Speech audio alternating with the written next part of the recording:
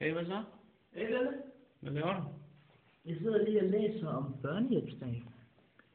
Vidste du godt, at det faktisk er 109 år siden, at der var den første børnehjælpsdag? Okay. Kan du fortælle lidt mere om det? Jamen, jeg har fundet en masse fakta. For eksempel den her avis her, hvor for i 1954, der var der 50 års jubilæum, hvor de lavede et kæmpe optog om det.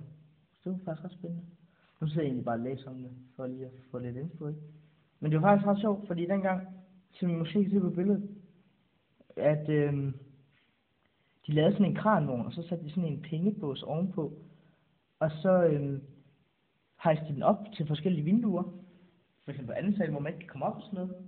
Så gik de lige ind og bankede på vinduet ind til fru Eksen, og sagde, hey, jeg giver lige et bidrag og sådan noget, ikke? Og det var meget spændende, og de havde faktisk også, der står lige der, at de havde en konkurrence om at have den pæneste vogn.